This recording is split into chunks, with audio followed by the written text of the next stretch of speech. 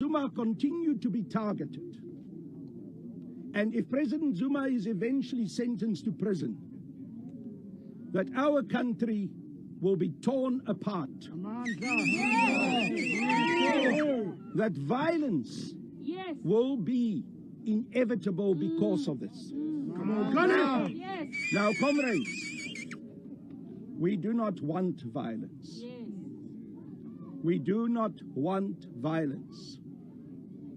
We want to see our country to be a peaceful country. We want to see unity in the African National Congress and amongst our whole nation. But we've warned, and we as Umkhonto we Sizwe Military Veterans Association, because of the military training of our members, have the ability to understand what happens in society. We can understand what the consequences will be of certain actions. We have warned that the consequences of imprisoning President Zuma will be dire for our nation. Now, I saw a statement from our National Executive Committee of the African National Congress this afternoon.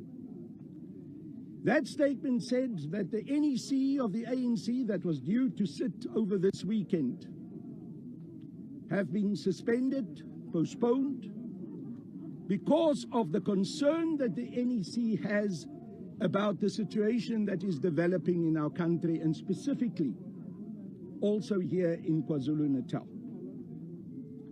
They then made a call for peace and for a stable way in approaching this situation. I couldn't help but to think, but we warned those members of our National Executive Committee. We warned them that this situation will eventually come if the continuing targeting and the continuing political, factional approach towards President Zuma is to continue. So there can be no surprises. We are not against our National Executive Committee of the African National Congress calling for peace and stability. We are not against that at all. But it cannot be that that approach is at the same time with the intention to continue this targeting and vilification of President Zuma. It also cannot be that this approach will continue while President Zuma is to be imprisoned. Never.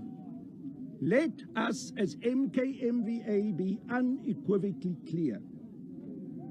We are fundamentally opposed to the arrest and imprisonment of President Zuma. Come on, get it! We will execute our democratic right to speak out against this because we've got the right to freedom of speech to do so. We will continue to object to this vilification of President Zuma, and we will continue to oppose President Zuma's imprisonment. And we do so on the basis of principle. President Zuma's legal rights have been undermined. What we saw in the judgment of the acting Chief Justice was not justice, but it was indeed the dictatorship of the judiciary. President Zuma, because the Constitutional Court is the highest court, is the apex court, has not been given even an opportunity to appeal. So he's being forced into this situation without his legal rights and legal due process being recognized. So, comrades, from the side of Umkhonto we Sizwe Military Veterans Association, we will continue to oppose President Zuma's arrest and imprisonment. It cannot happen. But we will do so and I say this specifically for the members of the media so that there's no misunderstanding, we will do so within the context of recognizing the parameters of the law. We will act within the law, but we will most definitely oppose it. I know that President Zuma has been working on a number of processes to challenge this terrible judgment by the Constitutional Court. I do not want to speculate about those, but it most probably can include also an appeal to the Constitutional Court that his judgment has to be heard again and appealed on, and also an objection to a warrant of arrest. From the side of President Zuma, I know that Baba will do everything possible in order to act in accordance with the law. I also know that he will do everything possible in order to avoid unrest, violence, and bloodshed. That is not what our president wants. He has dedicated his life to the liberation struggle. President Zuma knows what war is, and he would not want his country to be torn apart by war. But he also knows, because he fought for it throughout his life, what justice is. And with this, we want to conclude this statement of Umkhonto we Sizwe Military Veterans Association. President Zuma has stated throughout that the reason why he is opposed to what was happening in the Zondo Commission to himself, and also what was happening in the two hearings of the Constitutional Court, was because he believes that the Constitution that he fought so hard for, the Constitution that he himself helped to get adopted in the Constitutional Assembly of which he was a member, is being fundamentally undermined. And you will recall, comrades and members of the media, from the last letter that President Zuma sent to the Chief Justice, he stated clearly, I feel so strongly about these constitutional principles and my rights being trampled on, that if needs be, I'm prepared to go to jail for these principles. Now, from the perspective of Umkhonto we Sizwe Military Veterans Association, that is what a principled commander and leader will do. And President Zuma is such a principled leader. That's why when we came here a few months ago to visit President Zuma, we expressed our full support to him. And that support has not waned for one moment. I've been sent here by the National Executive Committee of Umkhonto we Sizwe Military Veterans Association to deliver this message, which is a summary of the resolutions that we've taken, that we will continue to support President Jacob Zuma to the hilt. And the MKVA NEC asked me to convey also that this is not something new. At our National Elective Conference, the 5th National Conference of MKVA, that was held in 2017 at the Birchwood Conference Center, we adopted a resolution of support for President Zuma.